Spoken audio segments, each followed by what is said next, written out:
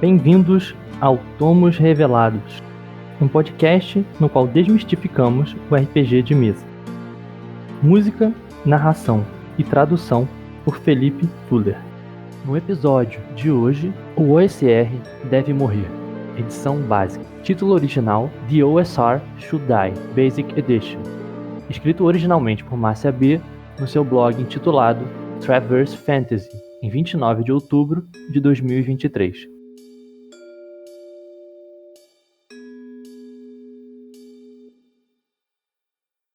Esta é uma revisão da minha postagem de 2022, reduzida para a publicação na NOC e também para fins de esclarecimento. O OSR já está morto? Se você perguntar a alguns, eles dirão que sim. Havia um corpo de conhecimento cultural que se tornou inacessível, por alguma razão, para os robistas que estão trabalhando no mesmo espaço. O que é antigo é novo novamente. Então, as pessoas estão falando sobre encontros aleatórios e rolagens de reação como se tivessem descoberto por conta própria, assim como Cristóvão Colombo descobrindo as Américas. Eles não foram os primeiros lá. E, se você perguntasse a Ramanan Sivaranjan, do blog Save vs Total Party Kill, ninguém tinha ido embora também. O OSR não está morto porque ele ainda está lá, assim como outros da época do G+, que ainda estão fazendo suas próprias coisas. Como algo pode estar morto e vivo ao mesmo tempo? Pode ser uma discordância de definições. Pode também ser um zumbi. Uma definição competente do OSR é difícil de se chegar porque qualquer definição atrairá controvérsias de grupos que se auto-identificam com o termo. Essas partes não são necessariamente mutuamente exclusivas entre si, mas tendem a incorporar perspectivas particulares sobre o termo devido a seus diferentes períodos, redes sociais ou atividades, incluindo jeitos de jogar, de se comunicar e de se organizar, entre outros fatores. Tentar inventar ou afirmar uma definição do OSR é, em si, participar do discurso que envolve o OSR. É autorreferencial e, frequentemente, autocentrado. Vale a pena, em vez disso, considerar a multiplicidade do OSR como um significante vazio. Ou seja, um significante que não significa nada. Para entender por que as pessoas tentam responder à pergunta: o que é o OSR? Ao fazer isso, podemos criticar não apenas a aparente existência de um OSR único e verdadeiro, mas também o papel que o simples termo OSR desempenha na criação de identidades coletivas por meio de falsas histórias imaginadas. A história de alguma coisa sempre será enviesada para uma única visão, em detrimento de outra. Portanto, não vou considerar a história de um OSR específico ou de um descobrimento saído dessa vertente, mas sim do termo OSR e a que ele foi aplicado. Em seguida, abordarei o que acredito ser a verdadeira questão em foco. Não quando o OSR real começou e terminou, mas porque esse termo, o OSR, foi adotado por diferentes grupos com interesses e relações diferentes com o hobby. Jogadores hardcores de AD&D, blogueiros de D&D no estilo faça você mesmo ou editores comerciais de livros. De 2000 a 2009. O termo OSR, seja ele renascimento da velha escola ou renascença da velha escola, originou-se no início dos anos 2000. Foi utilizado principalmente por jogadores de Advanced Dungeons & Dragons no site de fãs intitulado Dragon's Foot. Dungeons & Dragons terceira edição acabara de ser publicada pela Wizards of the Coast e ela representava, ou talvez impunha, uma nova direção de jogos para a marca Dungeons & Dragons, embora isso tivesse sido previsto com o lançamento de suplementos para a AD&D segunda edição, especialmente o Combat and Tactics. Enquanto isso, o Dragon's Foot publicava materiais para campanhas de AD&D ainda em andamento, e aqueles que se sentiam deixados para trás pela Wizards of the Coast ou mesmo pela TSR pós-Gygax, os editores originais de D&D, encontraram um novo lar. No entanto, muitos temiam que, sem suporte oficial, a base de jogadores desses jogos extintos desaparecesse e tudo fosse esquecido. A terceira edição representou um problema, mas também uma solução. Devido à promíscua Open Game License, a OGL, originada pela Wizards of the Coast para o seu novo jogo, a comunidade OSR do Dragon's Foot foi capacitada a publicar retroclones que reproduziam fielmente as regras e mecânicas dos primeiros livros de regras do D&D, ou as remixavam para se adequar mais ao sistema D20 da terceira edição. Castles in Crusade, de 2004, Ojeric, de 2006, Basic Fantasy RPG, de 2007, Labyrinth Lord, de 2007, Swords in Wizardry, de 2008. Esse é o fim da história para alguns, talvez exemplificado pela morte de Gary Gygax em 2008. No entanto, para outros, isso era um começo. James Maliziewski começou seu blog Grognardia em 2008. Seu primeiro post era uma cópia da OGL, declarando que todos os materiais em seu blog estavam sob essa licença. Seu segundo post chamava-se O que é um Grognard?, no qual ele estabelece a declaração de missão de seu blog. Os Grognards de RPG são popularmente considerados caras gordos e barbudos que falam sem parar sobre como as coisas eram melhores na minha época, antes que os jovens estragassem tudo. Eu não acho que a história dos RPGs desde 1974 tenha sido de um declínio contínuo, mas acredito que muitas coisas boas foram perdidas ou pelo menos esquecidas desde então. Um dos propósitos deste blog é discutir essas coisas boas e sua importância e aplicabilidade para o hobby hoje. Maliziewski argumentou em outro lugar que a OSR não tem um grande princípio unificador além de um amor por RPGs, especialmente Dungeons & Dragons e as suas edições mais antigas. Mas, ao invés de ser um revival reacionário, incluía a força criativa de uma renascença. Ele disse que muitas pessoas que se identificavam com o RPG OSR estavam simplesmente jogando da maneira que queriam jogar, e fazendo isso por conta própria. Faça você mesmo. Em vez de receber esse estilo de um livro vendido para eles.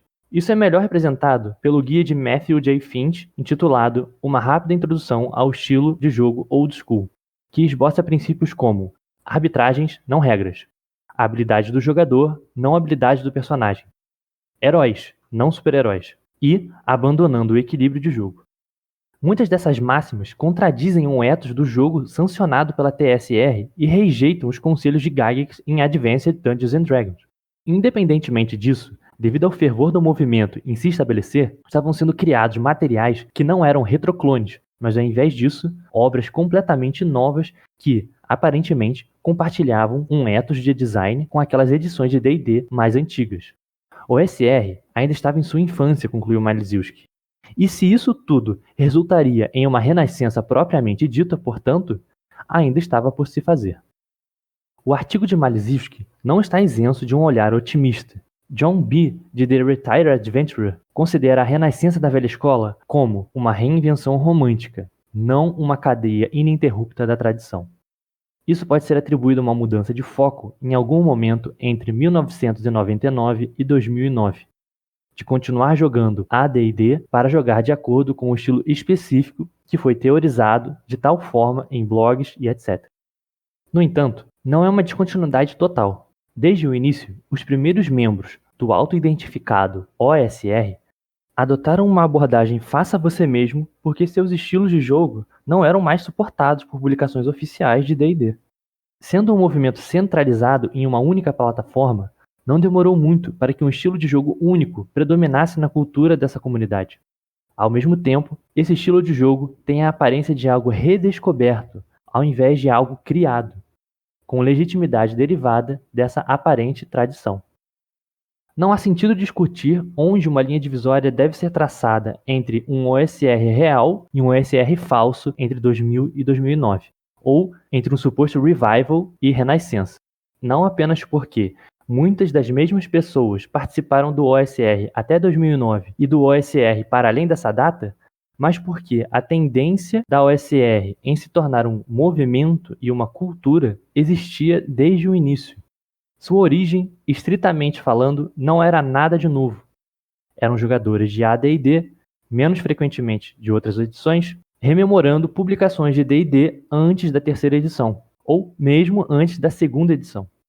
A produção de materiais culturais por essa comunidade, sejam em tópicos de fóruns, postagens de blogs ou livros de regras, culminou necessariamente em uma renascença, já que o ato de criação e introspecção resulta em algo novo. instruído pelo passado e pelo presente. O princípio unificador do OSR em qualquer momento é a nostalgia por um ideal perdido, cuja realidade nunca foi perdida, mas estava constantemente em processo de ser criada em retrospectiva. De 2010 a 2019. Em 2011, o Google lançou a rede social Google+, ou G+, onde os usuários interagem em grupos ou comunidades específicas, em vez de sempre se dirigirem a um grande número de amigos. O G+, se integrou à plataforma de blogs Blogger, que o Google adquiriu anteriormente em 2003. Não seria essa a melhor maneira de discutir o hobby, de compartilhar postagens de blogs e organizar campanhas online? Portanto, o G+, se tornou um centro de atividades à medida que o OSR superava os fóruns de Dragon's tanto em tamanho quanto em ideologia. O OSR inicial, sendo um renascimento do interesse em AD&D, já estava obscurecido nos anos anteriores por um interesse em outras edições de D&D e o desejo de concretizar as ideias que, aparentemente, elas codificavam. A comunidade G+, se desenvolveu a partir desse contexto e produziu grande parte da sabedoria comum que agora muitas vezes consideramos como certa sem pensar. Ela elaborou a partir do OSR como um estilo de jogo, em vez de um renascimento de apreciação pela literatura da TSR. Esta é a era que muitos identificam como o OSR propriamente dito, ou melhor dizendo, o momento no qual se deveria estar, especialmente aqueles que participaram disso. Compilei muitas postagens de blogs seminais na página pedra-chave do meu blog. Este período também foi marcado por novas publicações de livros. Estes não eram retroclones, e sim manuais de regras inovadores cujas regras derivavam das discussões da comunidade. Às vezes, eram caracterizados por cenários de jogo autorais. Entre eles, o principal foi Lamentations of the Flame Princess, em 2011. Anteriormente uma marca para novas aventuras OSR, como Death Frost Doom, o manual titular foi baseado em D&D BX, com um tema de heavy metal. Da mesma forma, Dungeon Crawl Classics começou com uma linha de novas aventuras old school, mas publicou seu próprio manual auto-intitulado em 2012. Também nesse período estavam Dark Dungeons, em 2010, Stars Without Number, de 2010, Neoclassical Geek Revival, de 2011, Delving Deeper, de 2012 e White Hack, 2013. Em agosto de 2012, Timothy Brennan declarou que o OSR estava morto. Se o objetivo era reintroduzir e popularizar alguma visão de jogo old school para um público em geral, isso já havia sido alcançado. A comunidade continuaria, segundo ele, mas precisava de novos objetivos. Anteriormente, em janeiro daquele ano, Tevis Ellison também proclamou a morte do OSR.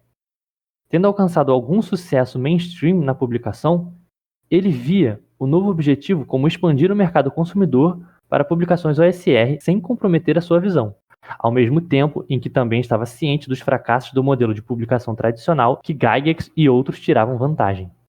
Ele conclui: o OSR está morto. Vida longa ao OSR. O que aconteceu entre as declarações de Ellison e Brennan foi o anúncio do D&D Next, em maio de 2012. O playtest aberto para o que seria publicado como D&D Quinta Edição em 2014. Mike Murs, um de seus principais designers, queria pegar a deixa do OSR para o seu design. Embora essa edição tenha se tornado o protótipo da cultura de jogo neo-tradicional, como prefigurado pelo popular podcast Critical Role, ela foi inicialmente celebrada como o tão aguardado retorno do D&D à tradição old school. Os jogos estilo OSR atualmente representam mais de 9% do mercado de RPG, de acordo com o Hot Role Playing Games da EN World. Se considerarmos a quinta edição de Dungeons & Dragons como parte desse movimento, são quase 70% de todo o mercado de RPG. O OSR se tornou mainstream. Se o OSR significa renascença da velha escola, parece que a renascença acabou. D&D, em todas as suas edições anteriores, é agora como a maioria de nós joga nossos RPGs. Mike Treska, no EN World, em 2015. Enquanto isso, as publicações no G+, do lado talvez morto, talvez vivo do OSR, estavam seguindo um novo caminho, instruído não pelo antigo D&D, mas por uma tendência de reduzir as regras formais ao mínimo possível. A ideia era que isso facilitaria as arbitragens do árbitro e encorajaria os jogadores a ir além do livro para interagir com o jogo. Desde que a Wizards of the Coast disponibilizou digitalmente as edições antigas do D&D a partir de 2012, também havia menos preocupação em preservar os supostos livros de regras old school originais. Por que comprar um retroclone quando você pode comprar o original? As publicações se tornaram mais experimentais, com Into the Odd em 2014, The Black Hack em 2016 e Knave em 2017. Muitos identificam, portanto, esse período a partir dos meados de 2015 em diante como algo próprio, distinto dos anos anteriores da comunidade G+, caracterizado por uma crescente tangencialidade e comercialismo. O OSR tornou-se mais aparentado a uma vaga palavra de marketing do que um indicador de compatibilidade com o D&D da era da TSR. No entanto, é difícil traçar uma linha no exato ponto no qual uma categoria tenha sido mais valorizada do que as outras. Old School Essentials, um retroclone popular de BX, coexiste com Electric Bastion Land, de 2019, Morkborg, de 2019 e Ultraviolet Wrestlands, de 2018. Que estão mais distantes do contexto original do OSR.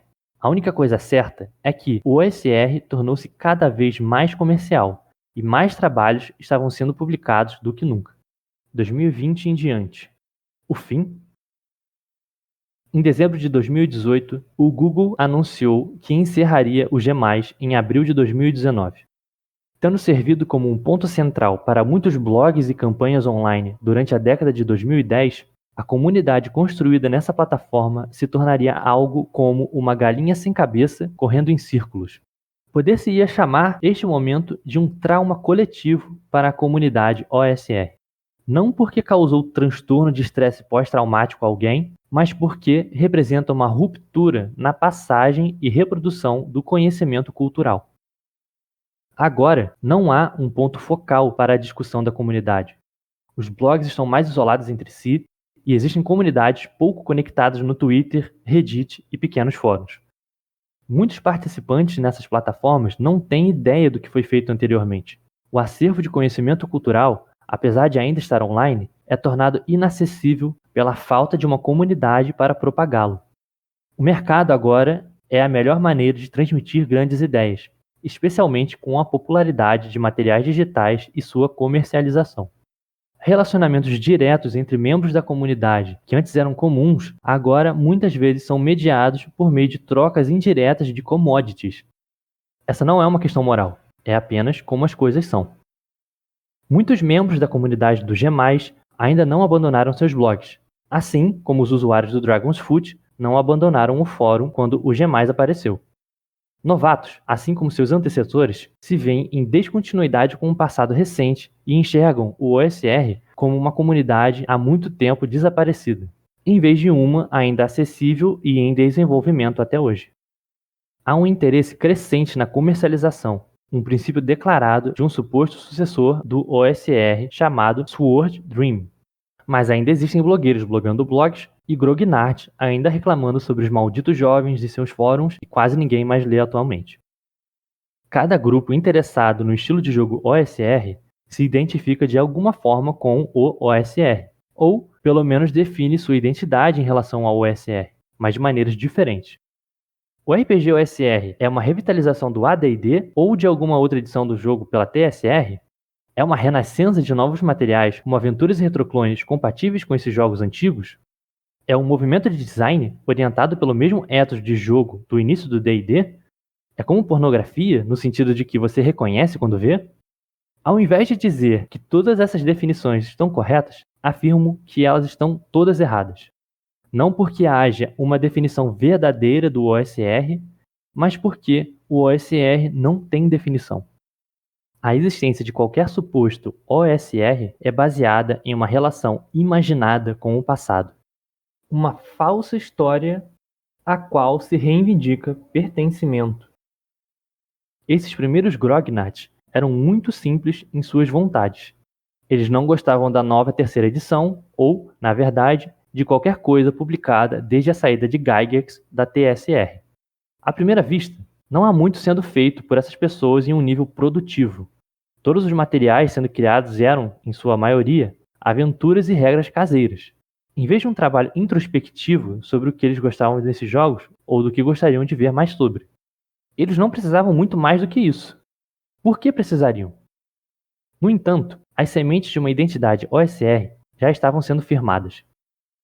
Quando as palavras Old School Revival foram digitadas pela primeira vez, não havia mais volta. A partir de então, existia um rótulo com o qual as pessoas podiam se identificar, podiam alinhar seus próprios desejos com os de todo um grupo de pessoas. Essa identidade repousava em um estado de coisas já passado, a era dourada do D&D, e no desejo de retornar para lá. Não é que a nostalgia seja inerentemente fundamentada na falsidade, por mais que frequentemente tenda a ser, mas que a nostalgia busca afirmar a sua história ideal independentemente de seu valor de verdade. A história do D&D, presumida pela OSR, é algo imaginado, que contradiz o passado do jogo em nome de um ideal. A bandeira do OSR foi sustentada por vários grupos cujos desejos se sobrepunham, se contradiziam, se cruzavam e divergiam novamente. Nenhum deles se colocou sob a bandeira porque eram seus legítimos donos, mas porque a bandeira é um significante de um desejo de retornar ao passado, antes de se transformar totalmente num indicador autorreferencial de OSR-dade. Isso é tão verdadeiro para os grognards do AD&D quanto para muitos blogueiros do G+. Isso é verdade até hoje, para aqueles que veem o OSR como uma era passada, tanto como um ponto de referência para sua própria identidade, quanto como um cadáver maduro pronto para ser colhido. Como se Varanjan diz, eu ainda estou aqui. Conclusão. Cada proclamação da morte do OSR depende de uma definição específica do OSR. Quando o RPG OSR morreu em 2012, foi porque a comunidade havia atingido o sucesso almejado. A velha escola finalmente havia revivido. Quando o OSR morreu em 2019, foi porque uma plataforma significativa foi apagada da internet. No entanto, foi uma morte apenas para aqueles que olharam a ruína depois do fato e pensaram que tudo havia sido esquecido desde então, sem ninguém para restaurá-la a um estágio antigo. Ao mesmo tempo, a maioria das pessoas que estavam lá simplesmente se dispersou para outros lugares, continuando a fazer suas próprias coisas em cantos estranhos da internet. O OSR realmente morrerá, se ainda não morreu? Bem, qual o OSR e de que maneira? Essas não são afirmações neutras, e qualquer resposta revela muito mais sobre a relação dessa pessoa com uma comunidade, ou a falta dela, e seu ideal, do que sobre o OSR em si, especificamente como um estilo de jogo. Isso é verdade, quer você ache que o OSR morreu ou ainda está vivo. Você não pode impedir as pessoas de se identificarem com o RPG OSR. Ele é sinônimo de uma cultura de jogo que foi originada e cultivada por jogadores que se identificam com o termo. Você também não pode impedir as pessoas de jogarem da maneira que é mais frequentemente descrita como OSR. No entanto, é preocupante ver o mito do OSR ser propagado, especialmente para arbitrar em que ponto algum verdadeiro movimento OSR deixou de existir. Como um estilo de jogo, o OSR não desapareceu e não desaparecerá por um longo tempo. Outro termo pode ser mais descritivo, mas isso não cabe a uma única pessoa decidir. Como um significante vazio de alguma relação com o passado, é mais fácil dizer que o OSR sempre esteve morto. Nos primórdios, os grognards vestiam a fantasia de Gygax e, menos frequentemente, de Arneson. Eles pensavam que o passado tinha sido esquecido, confundindo-o com sua história ideal. Agora, vestimos as fantasias dos grognards. Quanto mais o OSR vive, mais morto ele se torna. Vamos parar de fingir. Deixe-o morrer. Pós-escrito. Para reiterar, eu reduzi esse artigo com a ajuda de Joshua McCrew. Obrigado. Para contribuir com a revista Nock. Essa foi uma boa oportunidade para aparar as pontas da postagem inicial. As digressões sobre ontologia orientada de objetos e Lacan não foram muito bem compreendidas, a ponto de uma resposta popular ao artigo, apesar do autor ter admitido seu mal entendido nos comentários, pensar que eu estava usando OOO como base para o meu argumento, em vez de usá-lo para construir um argumento falso que eu então critiquei. Esse aqui é o meu blog, não é o seu. Mas essa foi uma boa razão para revisitar essa postagem e tornar essa crítica específica mais cristalina. Talvez eu devesse escrever uma postagem separada um dia reclamando sobre OOO, já que usar o OSR para reclamar sobre isso e vice-versa não deu certo. Um pouco confuso. Para resumir meu adendo, primeiro ponto. Minha visão não é que o OSR está morto, nem que o OSR está vivo, porque ambas as respostas tentam agarrar a pergunta: o OSR está morto? Que é politicamente carregada de ideias sobre o que constitui o OSR, como um estilo de jogo, uma comunidade ou uma ideologia. Minha postagem é intitulada "O OSR deve morrer" precisamente porque, em muitos aspectos, o OSR não está morto. Especificamente, o mito fundador do OSR tende a estar vivo e bem. Ponto número 2. A qualidade de ser nem morto nem vivo é algo que confere ao OSR, como significante, uma qualidade meio que de zumbi. A velha escola é um mito. Se você pode editar o mito, pode editar o OSR. Se, em vez disso, abraçarmos o OSR como sendo basicamente sem sentido, adotando a sigla como um significante autorreferencial, em vez de acreditar no mito que ele representava, velha escola, podemos ter mais flexibilidade e também ver nosso hobby de maneira mais crítica. Se você não quisesse ler tudo isso, bastava olhar o título da postagem. Não é chamado "O OSR está morto", mas "O OSR deve morrer". É um pouco dramático, eu sei, mas foi minha tentativa de contornar o debate sobre o status de algum OSR e propor uma pergunta diferente no lugar. Você não está cansado de ser restrito pelo mesmo discurso cíclico sobre o OSR? Você não quer só meter o louco? Espero que isso ajude. Mais uma coisa, a ilustração da capa do meu retroclone de 1974, Fantastic Medieval Campaigns, é baseada nesse artigo. Aquilo lá é um cara morto.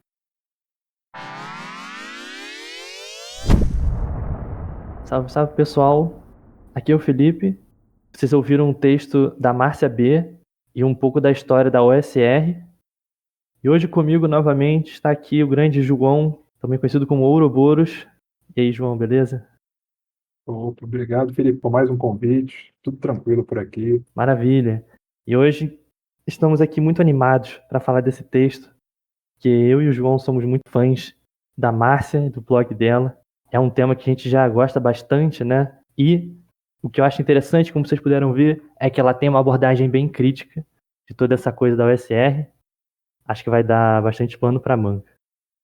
Mas então, antes de começar, uma leve apresentação de quem é a autora. Márcia B é uma moça do Texas, dos Estados Unidos. E assim como muita gente que circula nessas terras da OSR, chegou há pouco tempo. Ela começou o blog dela em 2020.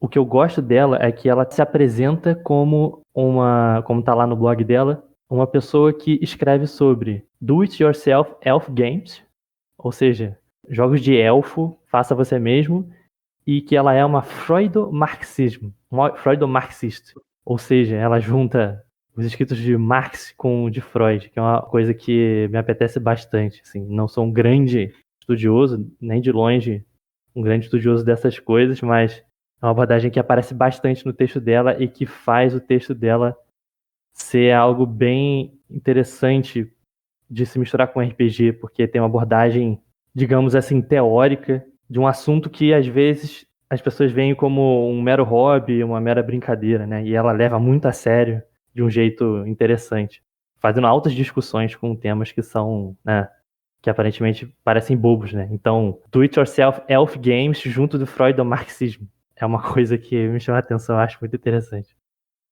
Eu acho legal porque ela tem uma visão teórica, né? A gente até conversou uma vez sobre isso. Ela consegue passar uma análise sem entrar muito naquele discurso mais assim, puramente acadêmico, né? Às vezes até dá alguns parágrafos ali que entram um pouquinho mais. Eu estava olhando agora a gente criticando isso. Mas eu acho que é um blog que se destaca, porque ele tem uma base interessante para você analisar sem ser pedante ao SR e o D&D em geral, E ela também trata de regras, ela trata dos conceitos envolvidos, assim, da parte de você jogar o D&D. E então ele se destaca muito daqueles blogs que só postam aventuras ou então resenha de módulos, né. Eu acho muito interessante o blog dela. Sim, toda essa discussão, que eu diria que é uma discussão centrípeta, né, gira em torno do objeto que ela está discutindo, mas não vai muito para fora. Ela usa as coisas que ela tem para trazer a discussão para dentro do jogo, né, e não para sair, né, que é uma coisa Sim, muito comum que acontece quando as pessoas querem tratar essa coisa multimídia ou multidisciplinar, que é pegar um filme para falar sobre história, e aí você esquece o filme tá ali só como um pano de fundo e um trampolim para você falar das coisas que você quer. E o blog da Márcia não é assim, é o contrário. Ela tá usando as coisas que ela conhece para entrar em diálogo com os próprios temas do RPG. Isso é muito legal, né? Mas então, o blog post dela tem um título provocativo. A OSR deve morrer. Edição básica. A edição básica a gente sabe, né? Que a gente acabou de ouvir aí no episódio, que é porque ela tinha escrito um texto muito maior e ela fez um resumo, reformulou algumas coisas, trouxe pra gente, então, esse artigo desse jeito aí. O OSR deve morrer. Ela fala no texto em que o OSR é esse movimento que já morreu várias vezes, tá vivo, que tá morto, não se sabe muito bem, depende para quem você pergunta, de que tipo de OSR é, uma coisa bem volátil. E aí, ela parte de uma premissa que já entrega um pouco da abordagem teórica dela, que é uma coisa muito filosófica, que ela diz que falar de OSR e dar um significado de OSR, uma definição, já é dizer qual é a sua relação com o OSR, né? Que é uma coisa que a gente fala muito em filosofia, que é para você dizer o que é filosofia, você já está fazendo filosofia, você já está se comprometendo com alguma escola filosófica específica, né? Que a sua sim. definição define o que é aquilo que você está fazendo. E ela fala que com o OSR é muito parecido. E é muito curioso, né? Porque, de fato, o OSR representa muitas coisas diferentes para muitas pessoas diferentes. E é isso que ela vai ver no texto. Eu acho legal isso porque ela, quem lê o título, assim, que o OSR deve morrer, e já deve vir ou o pessoal acha maravilhoso, agora sim a gente vai ter o D&D moderno, ou então o Aham. pessoal vem com umas 4 pedras na mão, né. Olha, Sim. a herege que quer matar a OSR. E ela não, ela faz uma grande nem diria análise, mas uma perspectiva, né, de uma trajetória do que foi a OSR e as várias OSRs, né, que surgiram, né, de acordo com cada um que foi definindo em cada época. Tem gente que diz que o SR era o Arneson jogava, não era nem o Gygax, né. Aquela discussão que a gente até no outro podcast a gente falou, né, Sim. não, quem jogava RPG mesmo era o pessoal na Prússia, lá em 1700, quando começou o Kriegspiel, né. Então é muito interessante ela fazer esse panorama, a gente começa a perceber como nós também fazemos isso. A gente começa a dizer: "O SR é isso aqui que eu jogo, ó. Isso é verdadeiro SR", né, a gente tem o hábito, né, como você falou. Uhum. Sim. Cara, e aproveitando o gancho da própria autora, eu vou me dar a liberdade hoje de ser um pouco mais abertamente acadêmico, diríamos. Porque o que a Márcia está fazendo aqui é um negócio que está muito presente nas teses sobre história do Walter Benjamin, esse autor aí alemão, né, da escola de Frankfurt, que ele fala que fazer história, estudar história é escovar a história a contrapelo. É pegar essa coisa que se imagina que é uma história linear e escovar a contrapelo, ver o que sai daquilo, né? Descobrir as nuances e as coisas que estão ali, que estão escondidas, né? Porque aí entra aquela noção muito comum, aquela frase muito famosa que todo mundo já ouviu, que é a história contada pelos vencedores. Então, uma noção única de história e a noção de, no passado aconteceu isso, a verdade no passado é essa. É muito complicado você dizer isso, né? Porque é isso, a realidade é uma coisa muito complexa, muito cheia de agentes diferentes, de interesses diferentes. E aí, essa coisa de novo, né, da história dos vencedores. Porque tem sempre uma disputa de narrativas e de interesses conflituosos que alguém sai ganhando, né? A pessoa que conta a história estabelece esses fatos, né? Não é uma coisa natural, aconteceu isso, na idade medieval era assim e pronto, e acabou. Não é assim, né? Coisa muito mais complexa. Então é muito legal, porque eu acho que é isso, a Márcia faz essa escovação da história a contrapelo e vai mostrando e desconstruindo essas noções meio monolíticas do que é o SR E isso é muito, muito, muito valioso pra gente que quer transformar não só a SR, mas o espaço RPG num espaço mais inclusivo e mais crítico. Sim. Eu peguei esse texto justamente porque é muito bom pra mostrar, desconstruir esse mito de que a OSR é um lugar dos grognards apenas. Que são essas pessoas que, como ela disse no texto, as coisas antigamente eram muito melhores e agora tá tudo perdido. Então não, né? A gente viu que como ali nessa, entre aspas, segunda fase do OSR, tem todo um movimento criativo de pegar coisas que tinham nesses jogos de antigamente e de jogos em geral e fazer uma coisa nova, propor um novo estilo de jogo, não só reviver coisas do passado, né? Mas criar em cima disso e fazer uma coisa nova. E é isso, e a partir daí surgiram coisas incríveis. Por exemplo, o que Into the Odd e o Kern tem a ver com o D&D, a D&D, a primeira edição, a segunda edição. São jogos muito diferentes. Lógico que tem uma linha central ali que une os dois, essa coisa da fantasia e, enfim, o tipo de jogo que você vai jogar é parecido, mas as mecânicas são completamente diferentes, né? Sim. Eu acho interessante a gente pensar porque, assim, o SR sai do D&D, você não precisa ter 6 atributos, não precisa ter uma rolagem de ataque e dano, não precisa ter uma classe, que Into the Odd nem classe tem, Sim. não tem nem rolagem de ataque. Uhum. São 3 atributos que, na verdade, são salvaguardas, né. Então, assim, o que será que, digamos assim, ficou de D&D ali para ele ser chamado de OSR, né? Tem algo ali porque a gente reconhece, ele até fala no artigo que eu achei engraçadíssimo. É que nem pornografia, quando você vê, você sabe, entendeu? Mais ou menos assim, tudo é ódio. Quando você lê, isso aqui é o SR, hein? Isso daqui não é D&D quinta, não. Então, o que que tem ali, né? Isso é uma questão interessantíssima, assim, de conversar sobre, né? Tem uma espécie de DNA, eu acho, né? Algo Sim. que um DNA meio comum, de fato, não é tão fácil de descrever. Mas enfim, para estruturar um pouco a nossa fala, eu vou começar fazendo um resumo dessa história toda, que eu acho que é um dos pontos fortes do texto. Ela faz essa apanhado histórico das coisas que estavam acontecendo. Então, ela fala que essa história de OSR começa nos anos 2000, com o lançamento da terceira edição. A terceira edição do D&D foi lançada em 2000, exatamente o ano 2000. E a 3.5, essa versão intermediária, foi lançada em 2003. Então, a OSR surge com um pessoal que via nesses jogos que estavam sendo lançados no ano de 2000 como algo muito diferente do que eles estavam jogando. Então surge o fórum Dragon's Foot, que é onde essas pessoas vão se reunir e continuar fazendo conteúdo para esse jogo e não dar o passo à frente ali e ir para o jogo que está sendo publicado no momento pela Wizards of the Coast, né, que é a nova detentora dos direitos do D&D. A gente sabe, né, que o D&D surge com o David Arneson e com o Gary Gygax, e o Gygax faz essa empresa, né, a TSR, e aí fica com a TSR até a TSR falir, e então o D&D dos anos 2000 começa a ser então gerido pela Wizards of the Coast. E aí junto com a Wizards of the Coast vem uma coisa muito, muito doida e muito interessante, que é a tal da OGL, a Open Gaming License, a famosa licença D20, que todo mundo que jogou nos anos 2000 lembra, porque, né, João sabe muito bem do que eu estou falando. Foram lançados infinitos jogos sob licença D20, os mais diversos. Qualquer um podia pegar essa licença e fazer o seu jogo em cima. Então, tinha de tudo de D20. E é isso, como vocês podem imaginar, tinham jogos terríveis e coisas terríveis que ficam circulando aí pelo mercado secundário até hoje. Mas tinham coisas muito boas também.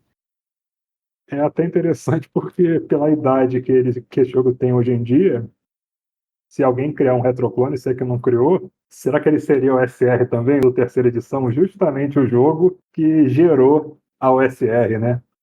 Isso eu fico pensando assim, eu fico às vezes rindo sozinho, pensando, né? E se alguém fizer um retroclone? Vão acusar de não ser o SR? Justamente um clone da terceira, que é o jogo que gerou toda essa confusão, todo esse barulho, né? Que vai gerar o OSR, né? Cara, isso me lembra uma conversa que eu tive com o meu sobrinho recentemente. Quando eu era moleque, eu era muito moleque metalheiro, mente fechada. E, metal é a única música boa de verdade. Aí eu também. É, todo... Era camisa de banda e calça jeans, né? Não Exatamente, podia deixar de usar. exato, era isso, né? E aí tá, e aí esse meu sobrinho descobri que tá começando a ouvir umas coisas, ele tá muito interessado em música, ele tá tocando baixo. Aí eu fui conversar com ele, tipo, pô, o que você tá ouvindo e tal. Aí ele começou a falar, pô, tô ouvindo Slipknot, tô ouvindo Korn, e eu gosto também de... Caramba. E todas essas coisas que a gente chama de new metal, né? E aí ele falou, não, mas... E aí que vem a graça da coisa, que ele falou, não, mas eu não ouço essas coisas novas ruins, não. Os últimos CDs do Slipknot são muito ruins, eu ouço os primeiros, que eram bons de verdade, muito melhor. Ou seja, Aquilo era metal de verdade. e eu ri muito, porque é isso, a coisa que na nossa época era a destruição do que era bom de verdade, né? E aí, essas coisas são meio cíclicas, né? Tá aí desde sempre, desde que o mundo é Sim. mundo. Desde que o mundo é mundo, tem adolescente entrando em crise geracional com outras pessoas. Falando, antigamente era melhor. E outro dia eu vi no Twitter, eu acho, uma carta que traduziram, acho que do latim, de um pai reclamando do filho, falando exatamente isso. Porque ele fica usando essas roupas. Nossa, essa nova geração. Então esse conflito geracional sempre existiu, né? E quem sabe daqui a pouco tem um novo revival da terceira edição. Mas enfim. Eu acho que vai ter sim, porque até o D&D quarta, se você pegar ele, ele é bem uma pegada wargame, bem assim uma pegada de um jogo de skirmish, né, escaramuça assim. E daqui a pouco vão estar fazendo clone dele, cara, porque eu acho que você vai ter sempre alguém que gostou daquele jogo Uhum, e a velocidade das linhas de produto estão cada vez maiores, né? sim. Você vai ter sempre um nicho ali, o vintage, o fandom daquele jogo, né? Eu acho que vai até acelerar esse processo. Se eu fosse chutar, dar uma de mandinar aqui de bola de cristal, eu falaria isso. Eu, assim, queria até dar uma parecer, uma experiência própria, eu entregando um pouco a idade aqui. Eu, em 2000, já jogava RPG. Eu jogava D&D segunda, que foi o último sistema, se não me engano, da TSR. E o que aconteceu é que a gente jogava outros sistemas que, como GURPS, tinham vantagem e desvantagens, tinham perícias, né? E o D&D terceira, quando ele sai, é meio um choque, porque ele rompe completamente com a proposta de Dungeon Crawl. Já tinha uma coisa heróica no AD&D segunda. A gente nem tinha noção que existia o D&D BX, por exemplo, que é o Santo Graal, né? Ela até vai dizer no artigo o Santo Graal aí da OSR atual, né? Uhum, Então, você começa a ver saindo jogos assim, alguns jogos medonhos, né, de D20, né, como você bem falou, e a gente passou a jogar outras coisas mesmo. A gente passou a jogar Vampire ou os jogos da White Wolf na época, né, do assim, Mundo das sim. Trevas. A gente passou a jogar Land of the Five Rings, porque existiu essa, como é que eu posso dizer? Um certo clima de decepção, assim, sabe? Porque se esperava um novo AD&D. E surgiu um jogo que ele rompia muito com o que se esperava. E essa pegada de uma fantasia diferente da ficção weird, assim, do começo do século XX, que é o apêndice N, né, do D&D, tem uma discussão de uma virada que dá na literatura fantástica. Você passa a ter um público muito mais jovens adultos, que é uma galera, bota aí de 16 até 20 e poucos anos, a galera que viu muito Harry Potter. E na minha opinião pessoal, assim, eu acho que o RPG, eu não diria nem na terceira edição, mas o D&D, mas na quarta em diante, você começa a dar uma guinada em paralelo também para isso. Essa virada, não só em termos de mercado, mas em termos, assim, digamos, de uma proposta ficcional, digamos assim, vai acontecer também no RPG, que ele acompanha, a gente continua sendo fruto da literatura fantástica, como o D&D original era, do apêndice N. Talvez um outro apêndice N do D&D quinta incluiria, por exemplo, Harry Potter, talvez, umas coisas assim, que tem uma outra pegada se você pegar um Fritz Lieber, um assim, Robert Howard, do Conan, Uhum, seria diferente. Eu não sei se você concorda ou discorda, assim, mas eu vejo muito assim essa virada. Não que seja ruim ou boa, tá? Não sim. estou nem julgando aqui. Não, muito bem observado. Pô, genial, é isso mesmo. É isso, o D&D tinha uma base literária, que às vezes Sim, nessas discussões a gente abandona, né? E essas bases literárias acompanham os design.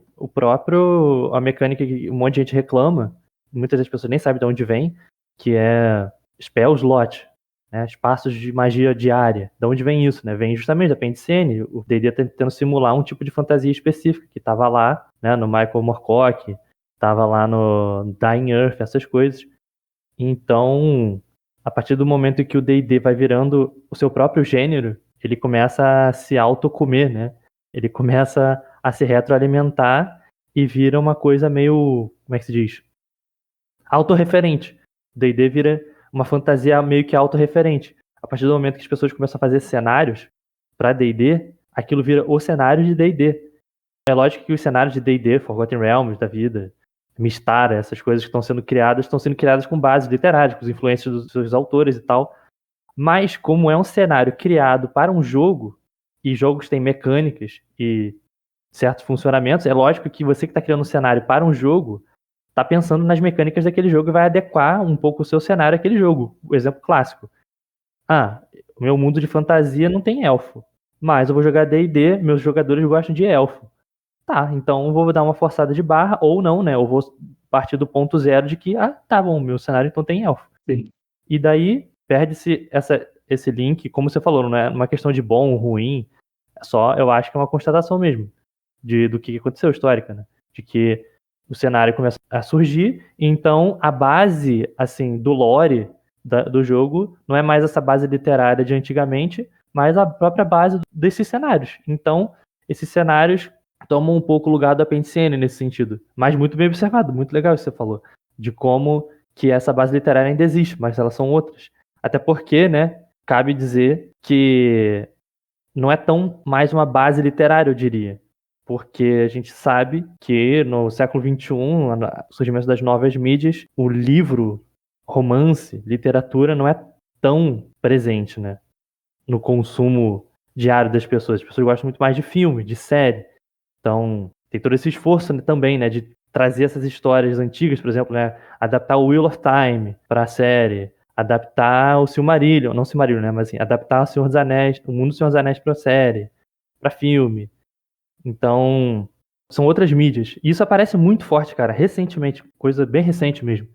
Eu tava vendo um youtuber que eu gosto bastante, que é o Matt Colville, que é um cara da quinta edição, um cara que é muito fã da quarta edição, e aí ele tá fazendo um jogo novo na MCDM, que é a produtora dele.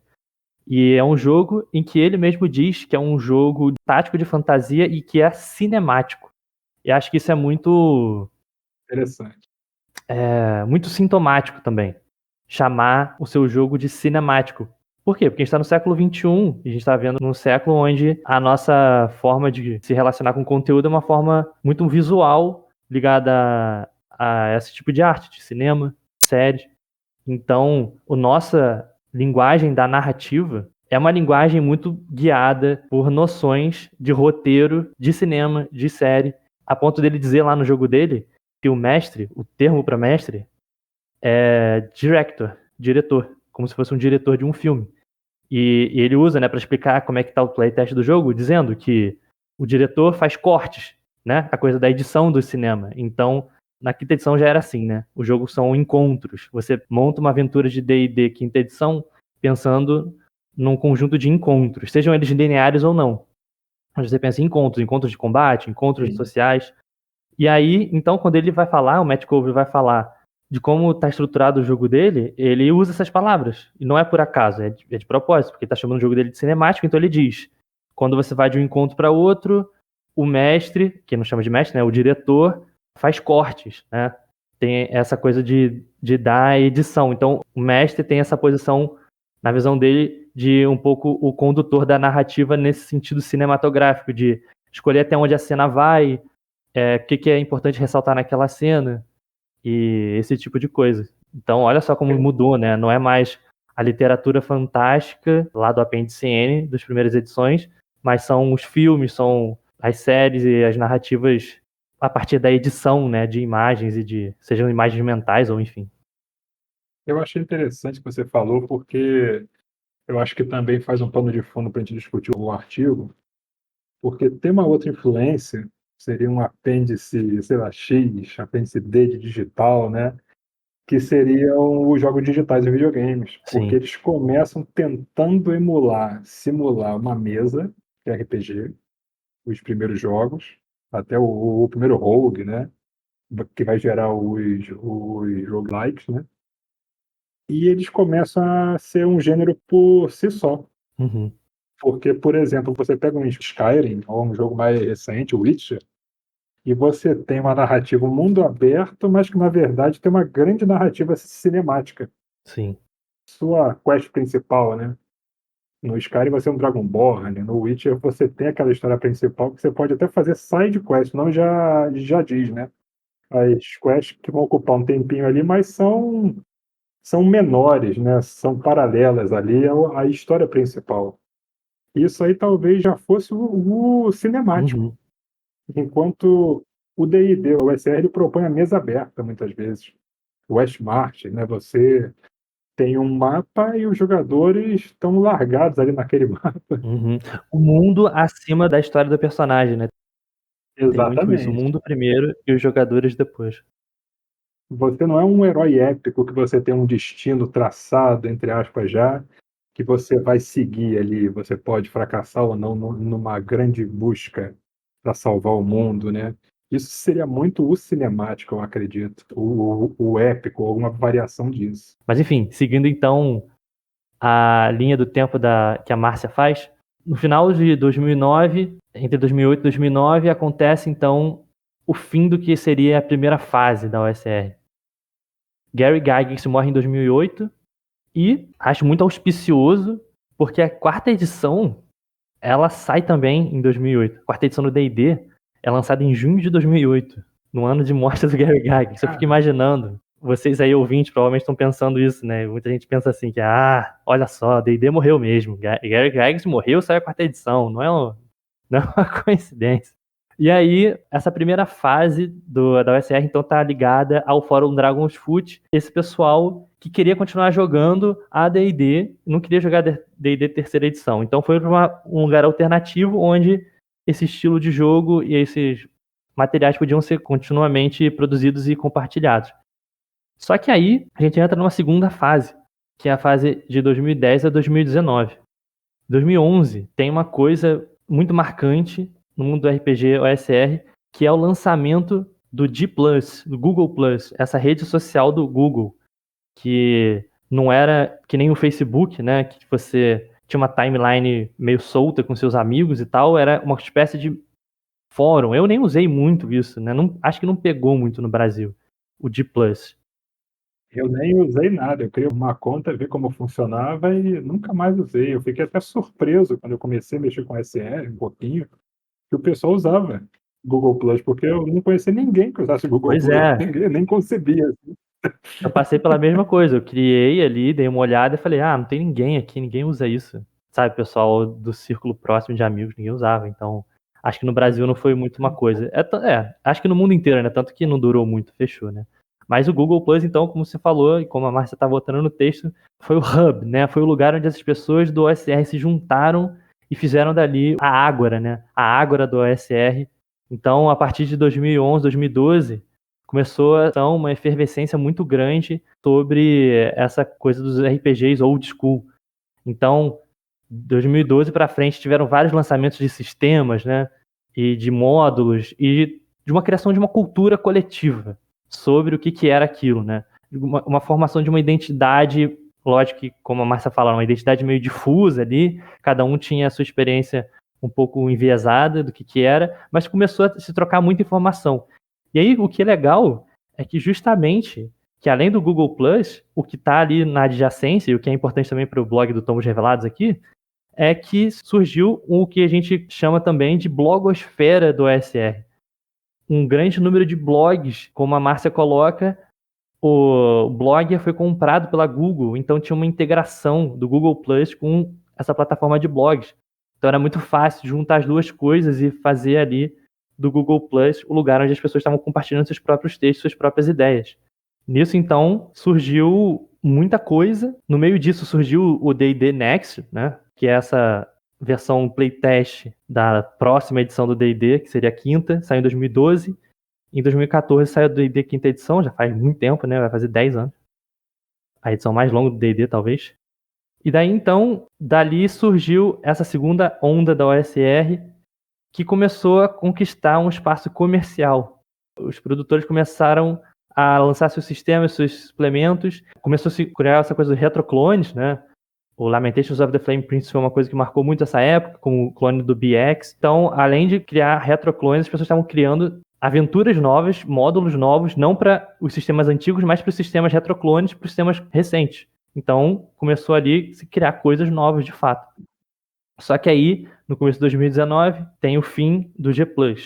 O Google Plus fecha e aí vem a coisa do fim da OSR, né? E aí tem essa coisa da morte da OSR de várias vezes. Em 2012, teve uma morte, né, da OSR, que o cara do blog The Other Side, o Timothy Brennan, falou: a OSR como movimento está morto.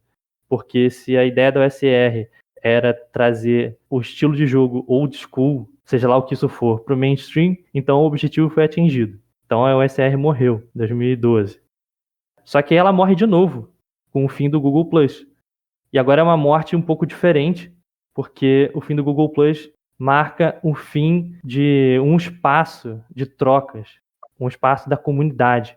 E aquilo fica meio difuso, rola meio que uma diáspora, vai cada um para o seu lado. E a Márcia fala de um jeito engraçado no texto, que ela diz: cada um vai para o seu canto da internet, fazer suas coisas estranhas sozinho. Esses blogs continuam existindo, mas eles perdem essa coisa da unidade. E é muito interessante isso que ela está falando.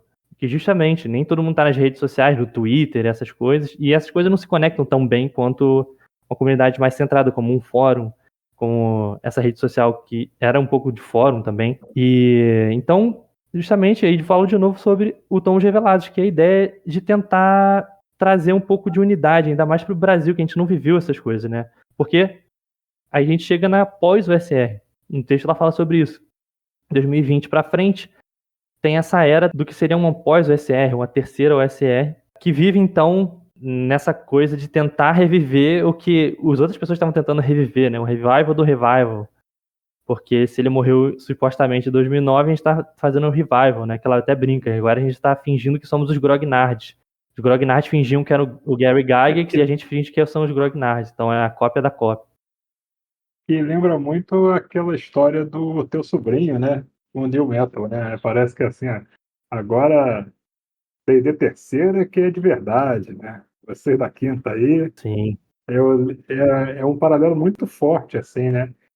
E uma coisa que eu achei interessante comentar é que, por exemplo, a gente até comentou de um jogo de fórum que é o Mestre, e entraram duas pessoas, até se você estiver ouvindo aí, o Roger Rose e o Alan Colorist. Eu mando um abraço aí para eles, se eles forem ouvir, eu vou divulgar no meu servidor também. E eles vieram de jogos de fórum, pelo que eu entendi, mais focados em roleplay, quer dizer, completamente diferente do OSR, e de jogos de assim, Mundo das Trevas, uma pegada bem diferente. E quando eles foram jogar o Dungeon Crawl com aquela história do combate como guerra, de você assim jogar um jogo de exploração mais tático, deu a impressão que eles sentiram assim, poxa, eu nunca joguei nada parecido. Uhum. Então aquilo que você falou, nunca existiu um ASR, talvez não tenha existido nem na época que saiu o D&D. O Brasil está no sul global, né? A gente tinha o RPG como nicho do nicho, né? Aqui. Uhum. Então, quando você tem essa nova OSR em 2020, eu acho que você está trazendo como alternativa forte, as pessoas podem jogar um jogo épico como D&D Quinta e um jogo OSR com vários retrocons até traduzidos como OSI, que seria impossível até na época da terceira edição, que eu só fui descobrir o OSR lá na quarta edição do D&D. Eu nem sabia quando terminou e eu jogava já, quando saiu a terceira edição, que existia uma alternativa como OSR. Era muito nicho mesmo. E hoje em dia não, você consegue, você tem divulgação do Old School Essentials, tem divulgação de uma série de sistemas alternativos, né? Então, eu acho que é uma coisa boa, né? Esses diferentes ciclos que você parece que vai divulgando mais e você começa a querer jogar com o espírito SR, não aquela coisa, vamos emular como o Gary Gygax jogava lá em 1970. Né? E aí você tocou num ponto central. Tocou no ponto que para mim é central nesse texto, que é a questão do revival. Ela fala no texto que OSR pode ser old school revival ou Old School Renaissance, né? Que é essa ideia de uma renascença. Fazer esse paralelo, né? Com essa coisa que aconteceu na história da humanidade, que é o revival da antiguidade. O pessoal lá na Europa estava se inspirando nos modelos antigos da Grécia, de Roma, para fazer as coisas da sua época. Mas que revival é esse, né? É um negócio que é muito legal desse texto, é pensar o que está sendo revivido exatamente. E aí você tocou num ponto muito importante para a gente do Brasil, que é reviver o quê? Que BX que tinha aqui quando a gente quando a gente era mais novo? Não tinha, né? Qual a capilaridade desse tipo de jogo aqui? Se eu não me engano, o primeiro D&D que saiu traduzido foi o AD&D segundo no Brasil. Posso estar errado, talvez tenha sido a AD&D primeira. Eu acho que teve o D&D da Grow, né? Aquela... Aquele do Dragão Isso. Vermelho, que eu não sei se era um BX ou era um Beck. Mas assim, eu até vi, tem aquele pessoal do Regras da Casa, né? Que é o Rafael Balber, ele até fala, não, meu vizinho tinha daquela Rua Enciclopédia, né? Mas assim, gente, isso era muito raro, Sim, cara. é. A gente jogava a Xerox da Xerox dos sistemas, entendeu? Sistema incompleto. Pois é, qual a capilaridade disso, sabe? Vai reviver o quê, né? No Brasil, no caso, o Old School Revival seria, de fato, um revival de um cadáver, de uma coisa que nem nasceu, nunca existiu. Mas, enfim, para além disso, né? Para além disso, falando do OSR no geral, uma coisa que fica muito clara no texto e que a gente tem base bibliográfica para falar, né? É que muitas dessas máximas da OSR, elas contradizem o jeito de jogar que era o próprio da TSR, né? Sim. Várias coisas da OSR rejeitam os conselhos do próprio Gary Gygax no AD&D, por exemplo. Se você pega o manual do AD&D, do mestre, Dungeon Master's Guide do AD&D, e vai comparar com o Quick Primer do Old School Gaming, aquilo não fecha muito, né? E aí que entra uma coisa muito interessante que eu estava lendo no livro chamado The Elusive Shift, né? Traduzindo literalmente seria A Mudança Evasiva. É um livro que fala sobre como os RPGs forjaram a sua identidade. E logo no capítulo 1, ele fala uma coisa muito importante, que acho que às vezes a gente esquece. E aí que é importante, né, fazer essa coisa que eu falei no começo de escovar a história contra pelo. Porque a gente fala, não, o D&D surgiu do Wargame. O D&D surgiu do Wargame. E a gente consolida uma ideia que, na verdade, não é muito verdade. Surgiu do Wargame, é claro, ninguém vai dizer que não. Mas ele fala lá no livro que o D&D, ele é a interseção de duas culturas que não tem como separar, que era do Wargame de um lado e do fandom de ficção científica e fantasia do outro. Sim. E aí vou até ler aqui uma breve tradução que eu fiz do texto, lá do capítulo 1 do Elusive Shift.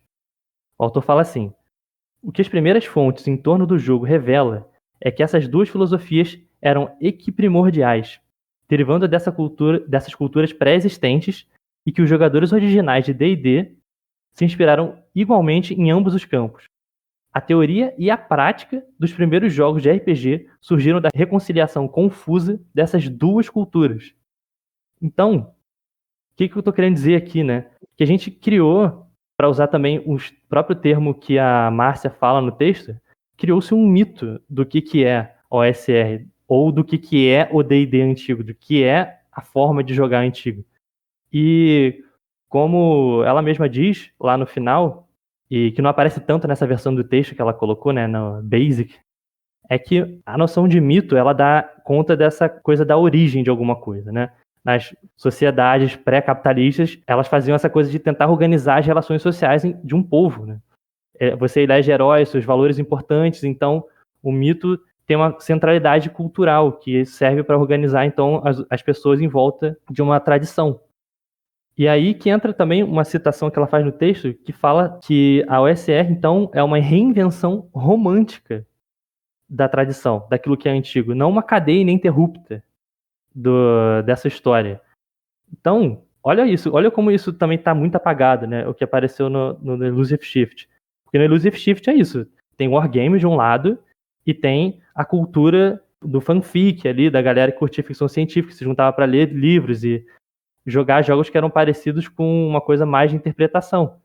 E aí uma coisa que a gente esquece também, que aparece muito no The Elusive Shift, é que os próprios wargames, dentro do wargame, dentro da tradição do wargame, das pessoas que jogavam wargame, tinham pessoas que jogavam o jogo para fazer roleplay. Sim. Wargame é um jogo de combate ali, de simular uma guerra, tem toda uma coisa, né, uma importância histórica de tem uma função didática mesmo, vocês que são soldados, vocês que querem se formar como generais de verdade da guerra, a gente vai jogar um jogo que vai te ajudar, né? Então tinha uma coisa ali do tático, mas tinha gente que jogava o jogo para interpretar os personagens, e eles tiravam o valor daquele jogo dessa forma. Enquanto outros estavam ali para fazer o papel do gaming mesmo, da coisa de jogar o jogo e interagir com as mecânicas e fazer uma coisa que hoje em dia está mais identificada com o jogo de tabuleiro, né? O prazer mecânico de mexer com as regras e ver se você ganha, se você não ganha. Mas essas duas coisas coexistiam. E quando a gente lê um pouco das coisas que surgiram na OSR, principalmente das coisas que a gente tem mais acesso hoje em dia, a partir de 2010 ali, dessas coisas que surgiram do Google Plus, é que o OSR é um jogo de low roleplay, né? Roleplay baixo. As pessoas gostam muito de fazer isso quando vão divulgar suas mesas, que é baixo roleplay e alta exploração. E é um estilo de jogo muito válido, muito legal, mas que dá a impressão, então, de que o jeito de jogar do old school lá no passado não era assim, era um wargame, as pessoas não interpretavam, era um jogo de desafio, como coloca o Quick Primer, né? E é isso, a gente tem que esquecer essa ideia de que o jogo antigo era assim, porque a história diz que não era. Isso, então, é uma noção de tentar unificar uma história que tinha muitas ramificações e muitas pessoas disputando o que era o RPG, já naquela época. Eu achei interessante isso que você falou, assim, porque assim, se tem uma coisa que eu aprendi nos anos mestrando e jogando, até em jogos de tabuleiro também, é que você fazer um roleplay é algo natural, acontece. Você fica cativado por aquele jogo ali, você se envolve. Então, até quando você joga um jogo de tabuleiro do Game of Thrones, por exemplo, que é estratégia, cada um tem uma casa, um Twilight Imperium, né? Você meio que você se envolve ali, você começa a querer fazer diplomacia. Ó, minhas naves aqui, cheguei no seu planeta, ó, desci, falei contigo. Isso é uma coisa muito assim espontânea, cara, que acontece, então eu concordo contigo. Não existe essa coisa, é baixo roleplay, depende muito do grupo. Eu já mestrei coisa com dungeon, que o pessoal começou a interpretar entre si. Não, você vai cair ali embaixo, eu vou ter que te salvar, não sei o que, cuidado aí. Começou uma coisa até emotiva entre os personagens, que não precisa ter um cenário como o do mundo das trevas, do vampiro, assim, que você vai ter uma festa do príncipe da cidade, as pessoas vão chegar a se olhar, vão fazer intrigas, né? Eu acho que isso é muito espontâneo, cara, porque você tendo procedimentos bem claros da parte mecânica do jogo, tipo Dungeon Crawl, Hex Crawl, você acaba, assim, paradoxalmente, dando uma liberdade para os jogadores fazerem essas coisas espontaneamente. É uma percepção que eu sempre tive. E às vezes jogos de assim, muito roleplay, como é o Vampiro, viram tipo jogos assim, super-heróis da noite. O cara só quer usar a disciplina, ali, os poderes, quer voar, virar morcego, quer virar neblina, ele quer dominar as pessoas, né? E vira uma coisa muito mais gameista e menos o roleplay, mesmo tendo trocentas regras, até no XP, para ele fazer roleplay. Então, para mim, depende muito do envolvimento dos jogadores, do grupo. Então, essa história de low roleplay eu nem botaria mais no OSR. Eu acho que é um jogo baseado em quê? Dungeon Crawl, talvez, em Hex Crawl, em Space Crawl. Você poderia pensar num assim, Spelljammer, alguma coisa assim. E eu achei interessante porque essa história do wargame, porque tem um outro livro, é o Playing the World. Ele fala a história desde lá da Prússia, que ele faz várias reflexões, a gente fica pensando. Eu até gosto de parar e pensar sobre, né? E ele fala, tem umas cartas daquela revista Strategic Review, da época antes de você ter o D&D consolidado, ainda estava como um jogo de miniaturas, né? De uma miniatura só contra a Sim. outra, gente batendo muito em cima do Gary Gygax, dizendo que ele botou elfo e anão e essa história no Wargame, e está transformando o Wargame numa coisa de criança. Uhum. Então você vai ter sempre o crítico, sabe? Essa questão é muito mais antiga. Então o pessoal fica dizendo, não, é baseado em um Wargame. Gente, o Wargame, ele rejeitou muito tempo essa visão do RPG ter nascido dele, de ser um Wargame ou o RPG. Então, acho que cada época tem a sua maneira de enxergar as coisas, e para mim o roleplay sempre vai existir, em qualquer jogo. Eu acho que o ser humano ele é lúdico, é o homo ludens, né, do Huizinga, né? Ele vai Uhum. ser sempre lúdico. E assim, para não me estender muito, eu acho que as duas coisas que você falou, as duas comunidades, do wargame e da literatura fantástica, eu acho que se mantém hoje a literatura fantástica, e no lugar do wargame, o sucessor foi o videogame. Eu acho que Sim. que o RPG moderno ele é muito influenciado pelas mecânicas até algorítmicas dos videogames, e você é influenciado no design de mecânicas do jogo analógico. Um influencia o outro. Eu percebo muito isso nos sistemas mais modernos e até nesses clones modernos também. Sem querer entrar muito nesse assunto, mas só pra pontuar uma coisa que você falou do Vampiro à Máscara. Eu não tenho muita certeza de que Vampiro à Máscara é um jogo muito narrativo, porque justamente todas as minhas experiências jogando, a leitura do material me faz pensar que não é tanto de narrativa assim. Mas, voltando na ideia do old school, né? Pensando aqui no Quick Primer for Old School Gaming, que a gente pretende discutir aqui no Tomos Revelados no próximo episódio. Uma coisa que eu já queria adiantar é que no próprio Quick Primer tá dizendo que o ODD, quando surge, né, o primeiro D&D, a White Box e aqueles panfletinhos que não tinha nem o nome de RPG, como você disse, João, tá lá dizendo, né, as regras do D&D são diretrizes. Então, como é que você pode dizer que tinha um jeito de jogar old school, um jeito único, se as próprias regras do jogo estão dizendo que elas são Exato, diretrizes, que você vai exatamente. pegar e fazer daquilo o que você quiser. Não tem como você falar, né? E traçar uma linha direta, uma linha, era assim que se jogava. Pô, certamente tinha gente que jogava assim. Mas se a natureza do jogo é um jogo que as regras estão ali para serem diretrizes que você vai interpretar aquilo, como você pode dizer que tem um jeito de jogar, né? E aí tem essa coisa que você mesmo disse.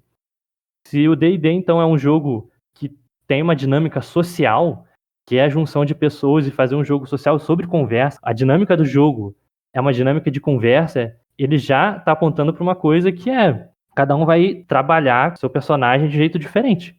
Os personagens e os jogadores estão fazendo o quê? Procurando pessoas que têm interesses parecidos do jogo e vão jogar de um certo jeito. E é muito legal isso que você falou do Playing at the World, que aparece também no Elusive Shift. Porque o Elusive Shift trabalha com o quê de fonte?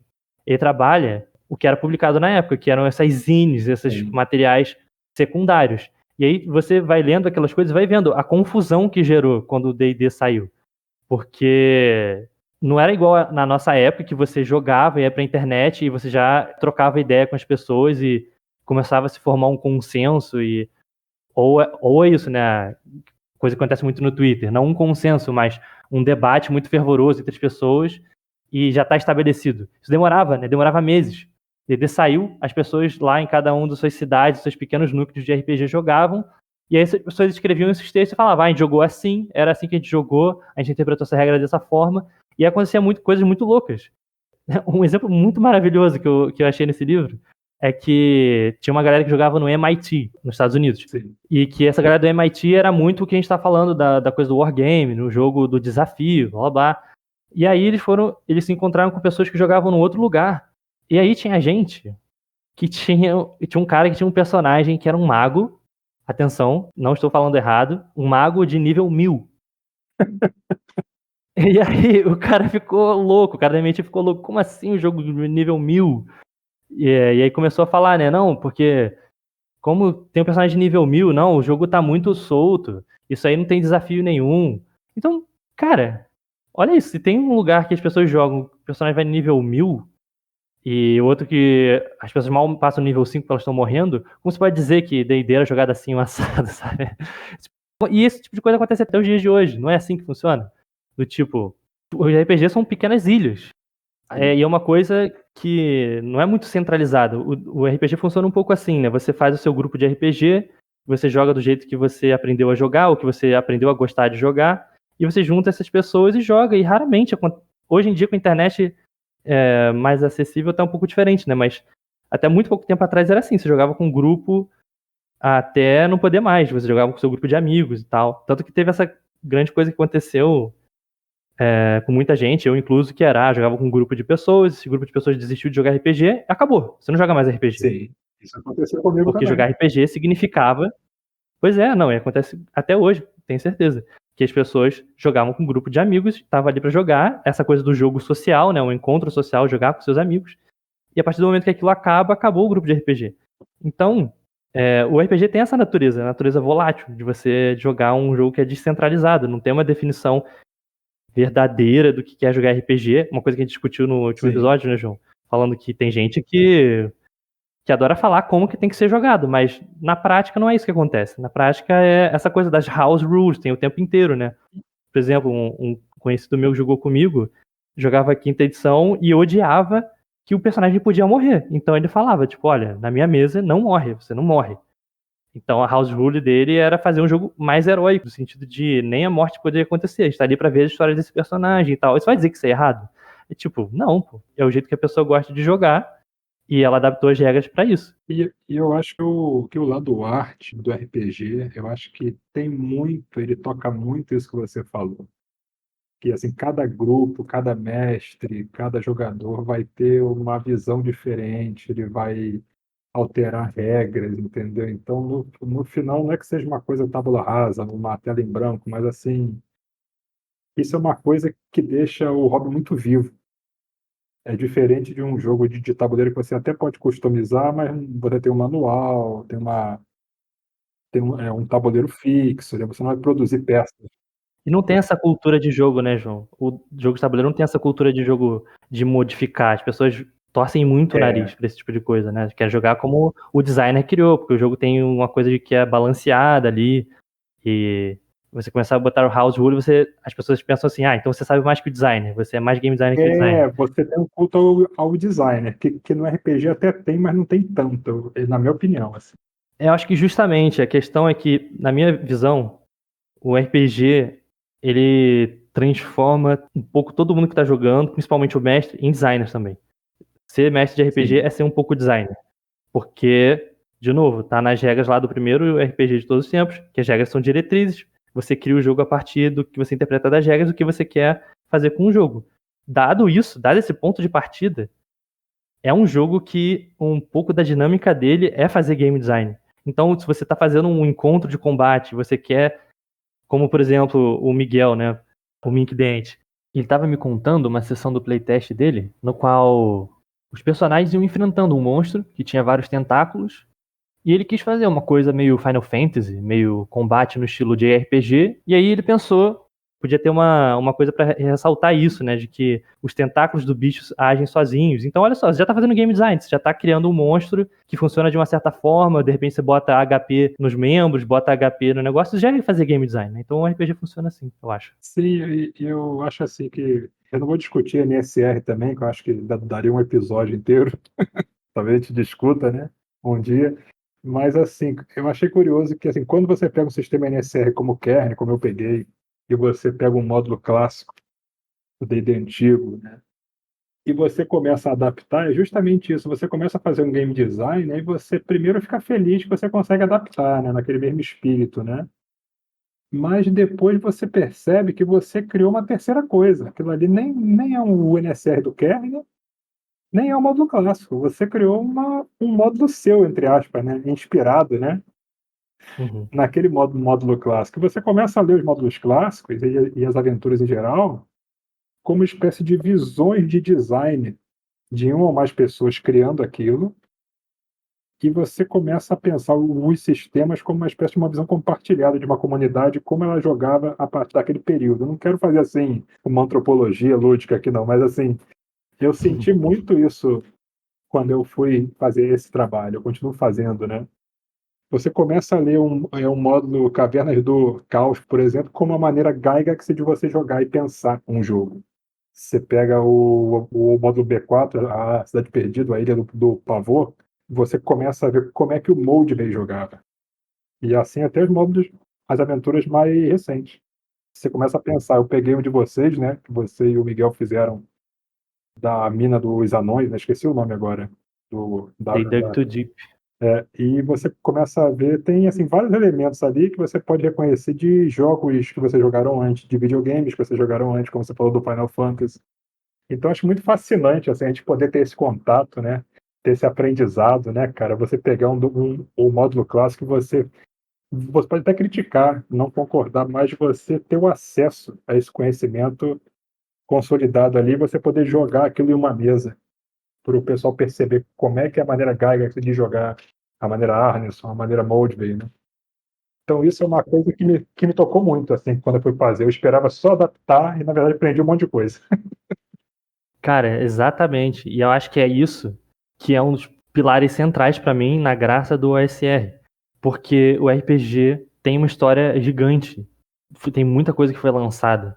E eu tinha muito interesse em ler esses módulos e em jogar esses módulos. E foi isso que me levou ao OSR, né? Porque era um espaço onde as pessoas estavam se importando com esse tipo de conteúdo. Era onde eu achava os reviews dessas aventuras que as pessoas falavam sobre.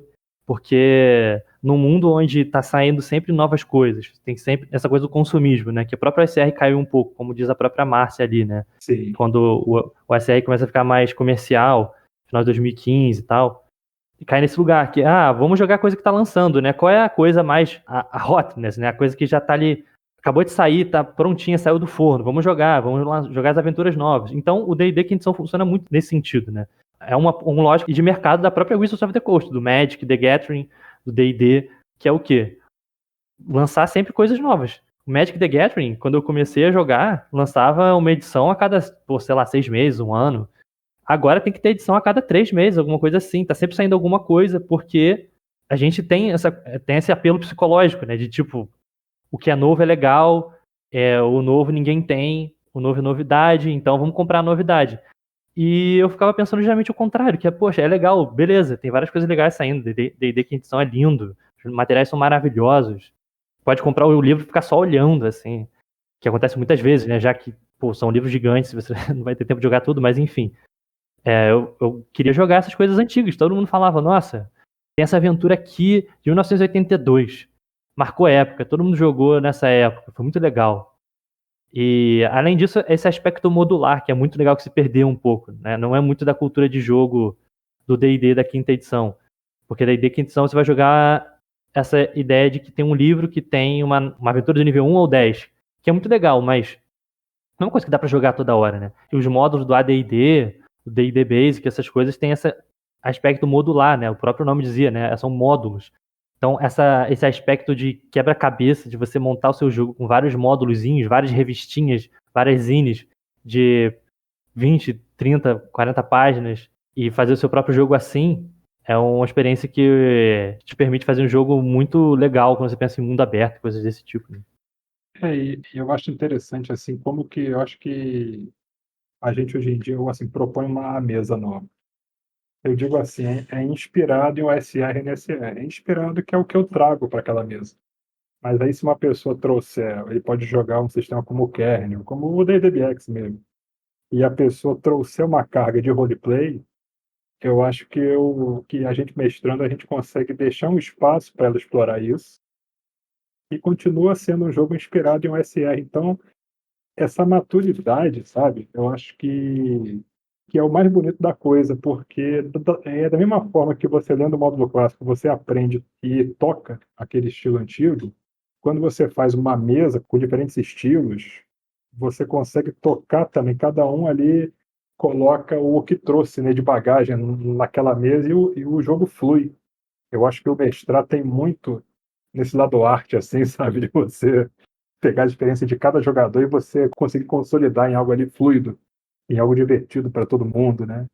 Então eu acho que hoje em dia eu até falo assim, eu sou inspirado em OSR, que é uma coisa que está no meu DNA de mestrado, não tem como tirar, mas eu sou muito aberto às outras coisas também na minha mesa, né, quando eu mestro. Eu acho que esse é a grande contribuição das diferentes mortes e vidas da OSR talvez tenha sido isso, trazer um estilo que não estava presente mais, né. Uhum. A coisa de ampliar o universo, né? Ampliar os horizontes. E é muito triste porque a OSR tem esse espaço, na verdade, de criar barreiras, né? Do ser o gatekeeper, Sim, o Zé Portão, né? O cara que fica lá falando, não, você não entra, isso aqui não pode. Ah, não é assim que joga. Então, é isso, tá na própria natureza da sigla. Old School Revival. É tipo, vamos jogar do jeito certo. Vamos jogar desse jeito, que é o único jeito de se jogar. Como se jogava na era Old School, que antigamente era muito melhor. Então tem muito espaço para isso. E é uma coisa que, quando eu encontrei a primeira vez, eu rechacei na hora, né? Sim. Quando o Dungeon Crawl Classic saiu no Brasil e alguém me falou mais ou menos o que era, eu falei, cara, de jeito nenhum, eu não quero isso. Eu não quero esse tipo de comportamento, não jogo RPG pra isso. Tava lá no nome, old school, a gente já pensa o quê, né? Essa coisa meio reacionária, de, não, antigamente era melhor e tal. Tem uma frase dele, só um parênteses, que eu até acho um pouco infeliz no DCC, não sei se você vai concordar comigo, aquela frase na contracapa, que você Sim, não é um herói, você é um místico procurando hereges, você é um mercenário, não sei o quê. Ali ele já está meio que moldando o que cada personagem tem que ser. Ele já está tornando explícito o tipo de ficção que ele quer que jogue. Você pode jogar DCC e um jogo porque, sei lá, os jogadores decidem que vão ajudar as pessoas a salvar o mundo. Eles sim. vão ser heróis meio de literatura weird? Vão, mas assim, eu não acredito muito em você restringir. Eu acho que assim, as regras já restringem o suficiente os personagens. A Sim. gente tem que pintar a nossa narrativa com as cores que elas dão e com a tela que os jogadores eles trazem para a gente. Tem até uma frase bonita, meio assim, espontaneamente aqui, mas eu acho que é muito por aí. Sim, o DCC também tem a coisa nos módulos de estar escrito da época em que os módulos traziam NPCs para serem mortos e não para interagirem. É meio caricatura, né? É uma caricatura, né? Exato, exato. A caricatura, essa é a palavra. E é isso que está muito presente no texto da Márcia, que ela ressalta muito bem, né? Que ela diz que a OSR não tem definição, a existência de qualquer OSR suposta, uma OSR única, é baseada numa relação imaginada com o passado, uma falsa história que você reivindica pertencimento. Você está criando, então, uma identidade sua, você está moldando o passado para dizer quem você é, né? E é muito doido isso, porque a OSR, aí, de novo, entrando aqui no parênteses meio acadêmico, porque a OSR tem tudo a ver com um negócio do Freud, que é a ideia de que nós somos seres castrados, né? O Freud trata um pouco desse assunto, assim, de orelhada, rapidamente.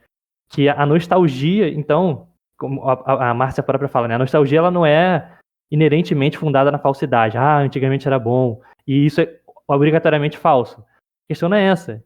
A questão é que a nostalgia, ela vai buscar afirmar uma coisa que é ideal, independente se era verdade ou não. É dizer que, pensando no Brasil, é um negócio muito, muito atual, né? Antigamente era melhor, na época da ditadura era bom. Tipo, cara, sabe? Esse tipo de coisa.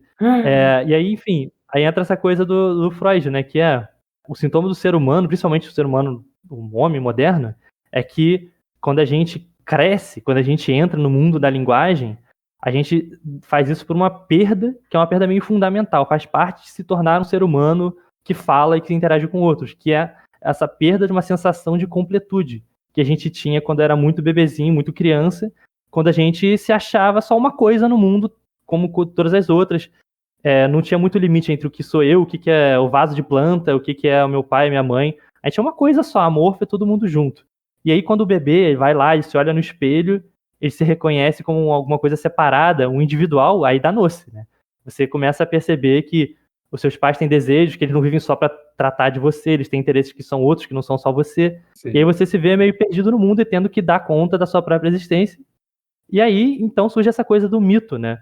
O mito é uma forma de dar, que o Freud, enfim, né? Só estendendo um pouco o parênteses, que tem essa ideia da psicanálise que fala, né? Que o ser humano moderno, para facilitar aqui o linguajar, ele tem um mito individual. E o mito individual estrutura a sua realidade individual. Então você cria historinhas na sua cabeça, cria mitos na sua cabeça, ou seja, narrativas que estruturam a realidade, que na verdade não são necessariamente verdadeiras, né?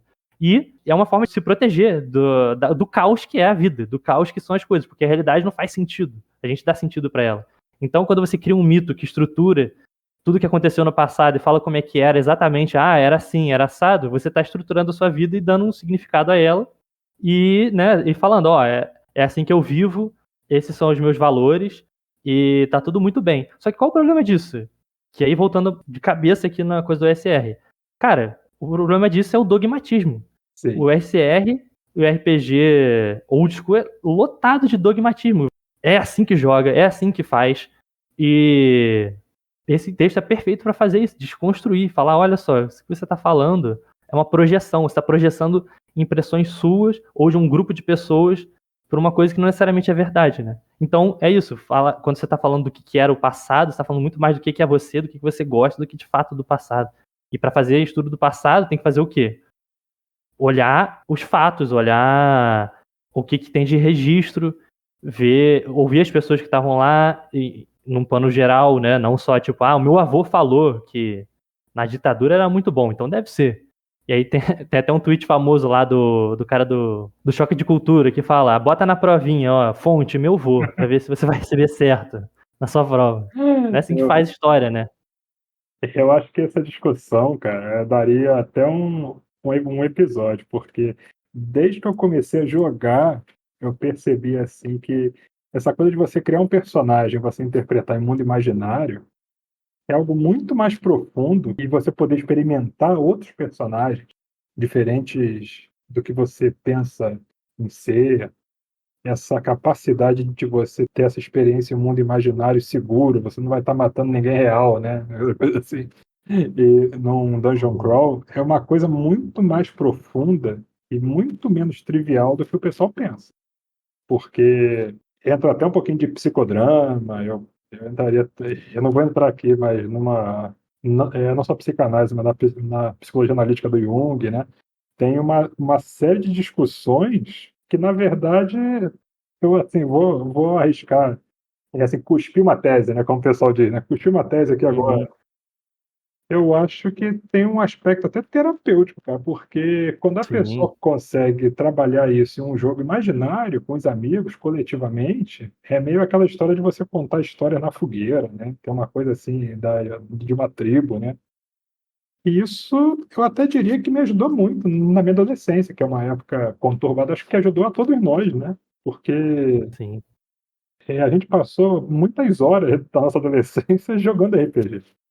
E eu acho também que o SR, uma época que estava uma discussão política no mundo todo, em 2016 em diante, por ser uma espécie de um revival de uma época antiga, old school, onde você podia ter aquele D&Dzão bem assim, matar, pilhar, destruir, você atraiu um pessoal que para mim provocou uma das mortes da USR. A discussão Uhum, política com o sistema de direito, mas isso é um tema polêmico que a gente até já discutiu no outro episódio, né. Mas para mim, nessa trajetória, eu acho que não tem como você desprezar aqueles eventos, né, que envolveram isso uhum, numa segunda morte, não sei qual o período que ela diz, que ela fala sobre isso, né. Mas acho que na segunda morte da USR rolou muito isso. E acabou surgindo aquele Dream, né, o Sword Dream, né, como uma reação a uhum. isso, e até a New School, tanto que o QR segunda edição, a ficha tem os pronomes, né. Então, quer dizer, você faz assim, statement, você faz uma declaração, você firma o pé, eu estou aqui com esse atributo para as pessoas preencherem, dizendo assim, para que eu estou propondo esse sistema. É um atributo que você pode preencher com o que você quiser? É opcional? Talvez seja, mas está presente na ficha. Então, acho que tem isso muito nessa trajetória da USR também. Não pode ser menosprezado. Sim. Mas então, e aí outro tópico que eu acho interessante é a ideia da comunidade. Porque uma das graças do OSR é esse grupo de pessoas que fez daquilo o que pode ser chamado de uma renascença.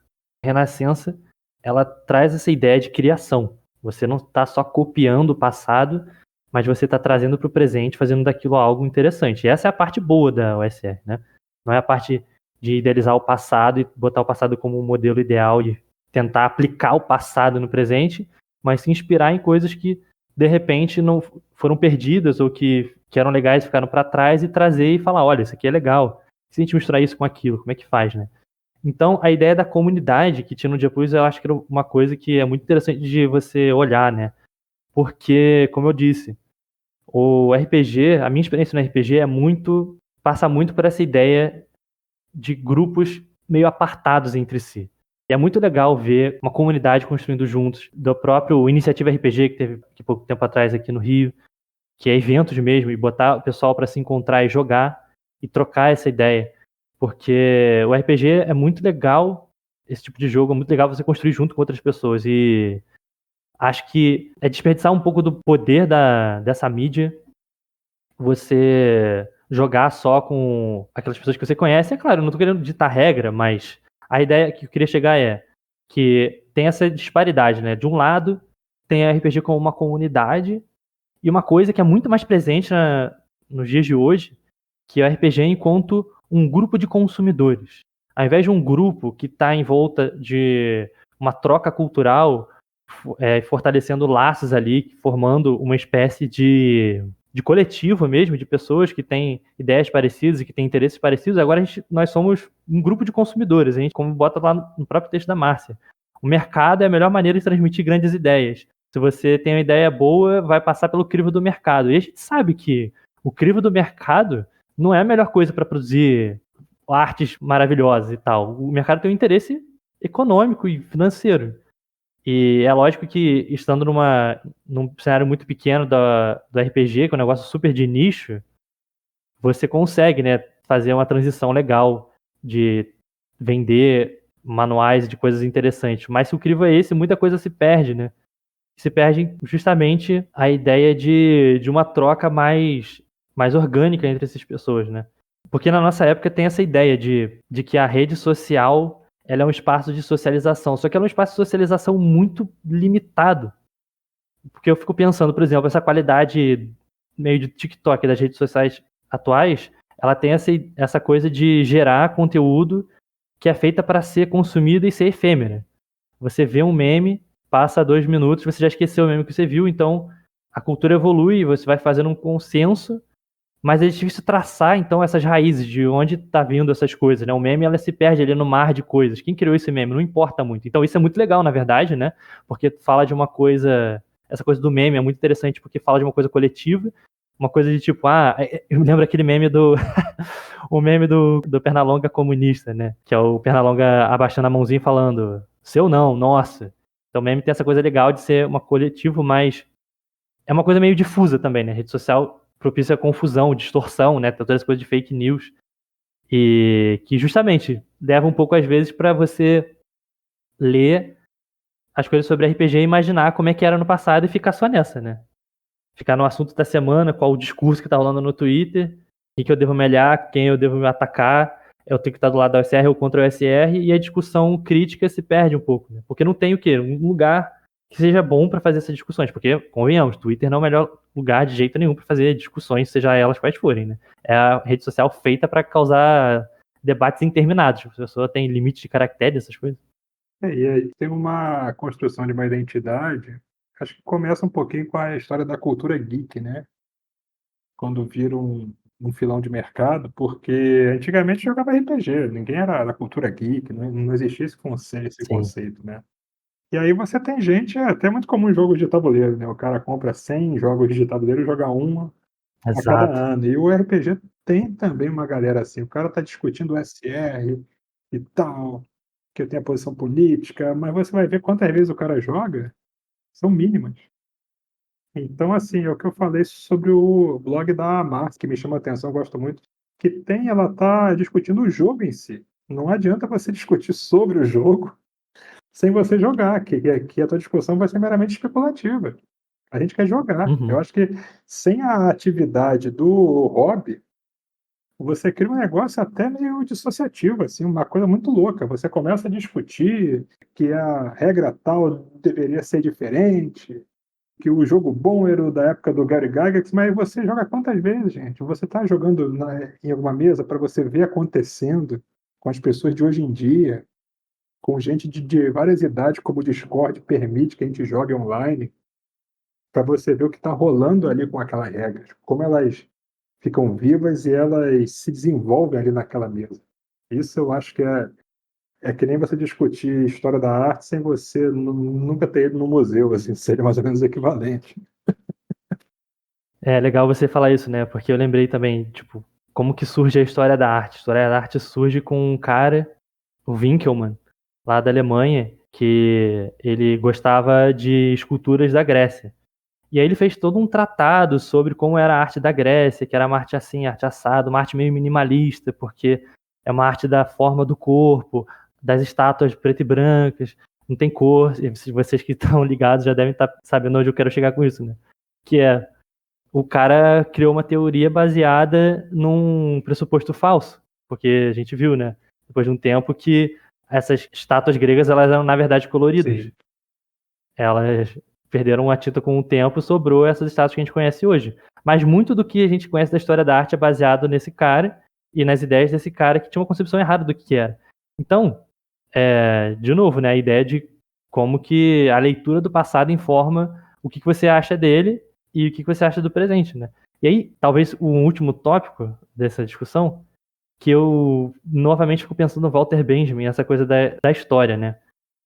Porque Walter Benjamin, num livro dele, O Drama Barroco Alemão, ele fala que depois que uma coisa morre, ela tá livre para ser explorada. Isso tem coisas boas e coisas ruins. Interessante. E encaixa perfeitamente com um texto, né?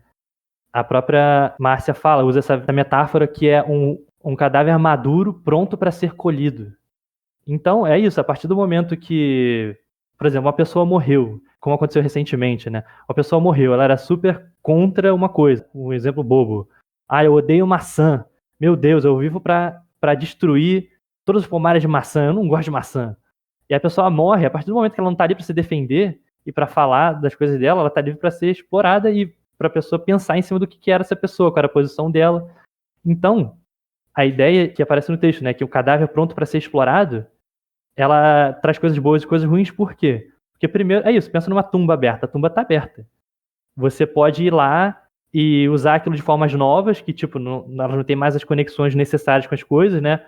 A gente pode pensar, por exemplo, na própria Grécia Antiga, que, sei lá, as peças de teatro na Grécia Antiga, elas tinham uma função ritualística, uma função religiosa, tinha tudo a ver com os cultos dionisíacos e coisas desse tipo, mas pra gente é o quê? É uma história legal, que a gente gosta, pensa sobre, mas assim, não é mais aquilo que tem uma importância cultural muito grande. Então, a partir disso, a gente pode explorar aquela coisa de outras formas. Só que qual é o problema? O problema são os ratos, né? Que, se você está pensando nessa metáfora do cadáver, se a tumba está aberta, está pronta para ser atacada pelos ratos. Sim. E a gente sabe que os fascistas são obcecados com o passado e falar como que antigamente é melhor. Então, é como se essas pessoas estivessem vindo violar as covas rasas dos mortos que a gente não está enterrando direito. Então, fazer essa leitura contrapelo da história, ficar aqui falando o SR não é bem assim, antigamente era diferente, é proteger as covas dos ratos que estão vindo aqui morder as pessoas que morreram. Né? E eu acho interessante, assim, porque quando você vai colher esse cadáver e você pega assim, bom era quando você tinha só 2 classes, guerreiro e mago. Você está inibindo uma série de iniciativas, de novos sistemas, novas perspectivas que podem surgir dali. Você está criando, você tá inventando uma tradição e um dogma. Ou você é o SR ou você é um herege. Você vai lá para o D&D quinta, seu herege. E é uma coisa assim muito absurda, né? Porque desde o começo, como você falou, já era do it yourself, já era faça você mesmo. Você pegava a caixinha branca lá, os 3 livros marrons, e você ia inventar teu sistema que ninguém entendia o que tinha ali. As regras eram vagas, eram baseadas no chainmail, que é outro sistema. Aí, às vezes, o cara não tinha o chainmail, ou então tinha, não conseguia casar as regras, inventava um negócio para ocupar o buraco. E, e você acaba matando quando você não permite isso, na minha opinião, o lado arte do RPG. Que são aquelas regras vivas, você jogando, você cria a regra da casa, o jogador propõe regra, aí você pensa se é adequado ou não, e no final você cria um hack daquele sistema, que vai gerar outro hack, que hoje em dia está assim, né? O Into the Odd era um hack, que gerou o Kern, que é outro hack do Into the Odd, e tem o Rune Kern, que é um hack do Kern, e o Into the Odd, na verdade, ele é uma interpretação muito livre do D&D antigo, né? Muito livre mesmo. Então, acho fascinante isso, cara. Para mim, a graça é essa fecundidade, né? Vamos falar bonito assim, né? Esse fervilhar assim de coisas que nascem, cara, desse movimento. Não é você ficar remoendo o cadáver ali do sistema do Gary Gygax, não, assim que era bom, pô, olha o cara aqui. É isso. Para expandir a metáfora que a gente está criando aqui, a gente tem que deixar o SR morrer, porque Sim. se o cadáver morre, é dali que brotam as coisas, né? Fica ali adubando a terra para criar coisas novas. E aí, a ideia, então, para fechar, é que, a minha opinião, é que a gente não precisa jogar o bebê fora com a água do banho, né? Se você considera o SR RPG como um espaço de relevância, como um espaço de disputa, que vale a pena ser disputado, vale a pena você habitar nesse espaço, faz parte da estratégia vencedora, se você quer estar ali junto desse cadáver e proteger ele dos ratos, que você se aproprie daquilo que você considera bom, né? No momento que você fala, não, D&D é jogo de gente que gosta de matar monstros, D&D é coisa de gente idiota. Você tá deixando um negócio que pra mim é muito rico na mão de gente que vai fazer um uso dele horrível. E aí, realmente, aquele espaço vai virar, de fato, um lugar de um cadáver podre, irrelevante e fedorento. Mas a gente pode fazer outras coisas desse espaço, né? É a mesma coisa, para já entrar na própria tangente do texto, que é dos grandes autores. Muita gente fala, né? Ah, não, porque Platão e Aristóteles eram isso, era aquilo, acreditavam em escravidão, blá blá. E, tipo, cara, se é assim, a gente vai então deixar a grande tradição dos grandes pensadores como, eles eram simplesmente pessoas ignorantes que eram racistas e tal, e deixar pra trás? É isso, é lógico que existem outras estratégias, né? Você pode criar RPGs ou, enfim, escolas de pensamento que são distanciadas dessas raízes, que são essas raízes problemáticas. Você quer criar outras bases de jogo, outras bases teóricas para construir em cima de bases que são melhores. É uma estratégia muito legal, mas eu, enquanto, né, tenho essa base de estudo acadêmico, assim, a minha abordagem no RPG é parecida com a filosofia, que é isso, é proteger as covas rasas. É ficar aqui dizendo, não, tem coisa legal aqui pra caramba, e não é assim como esses caras estão querendo falar. Porque precisa de alguém que tá ali lendo essas coisas de um jeito interessante e lendo criticamente para saber que se de fato é ou não, né? Porque a gente não pode simplesmente acreditar nas coisas que as pessoas estão falando pra gente, né? O grande problema, às vezes, que acontece com o OSR, eu entendo, né? Porque, o nome tá dizendo Old School Revival, antigamente era melhor. E você já vai pra esse lado. Mas olha só o blog da Márcia, como é legal. O blog do Prismatic Wasteland, como é maneiro, né?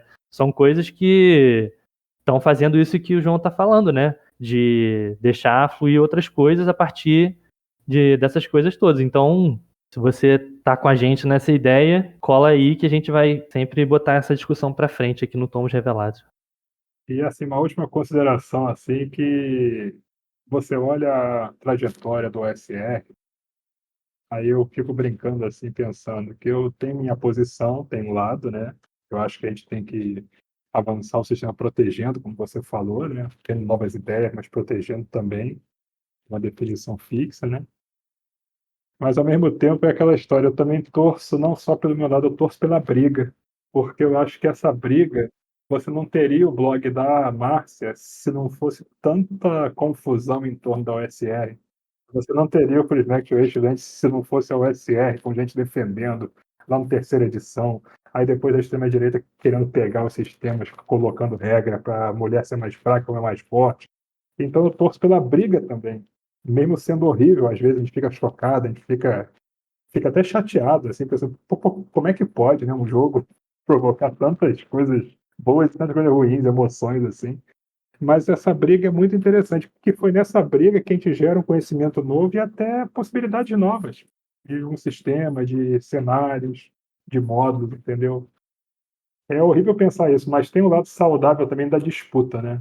É até meio Sim, nietzschiano isso, né, se a gente for cair numa coisa exatamente. acadêmica, mas um jogo de força, mas eu acho muito interessante, assim. O espírito que está rondando aqui a nossa discussão é o espírito do Pólemos, né? Esse deus grego da guerra. Já dizia lá o Heráclito, né? Tem duas coisas que juntam muitas pessoas. Um lado é o amor e outro é a guerra. Porque você só briga com quem você tem alguma rixa, né? Se é indiferente pra você, fica de lado, você nem se conecta. Agora, quando você fala, eu odeio muito isso daqui, é porque você tem sentimentos muito fortes com aquilo. Você tá, de alguma forma, se aproximando, né? Sim, com certeza, muito legal. E a polêmica é justamente isso, né?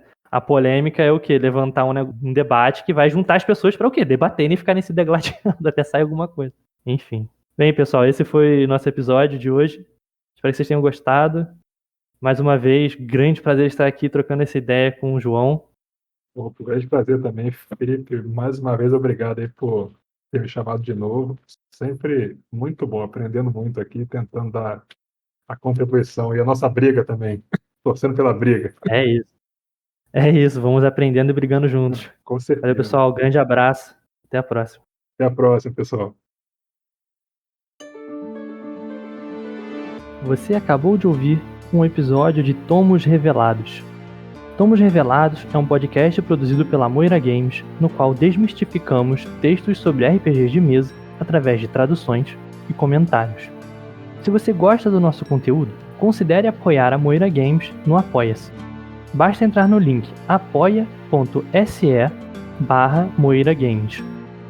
Você também pode conferir os nossos jogos e suplementos no it.io, no endereço moira-games.itch.io.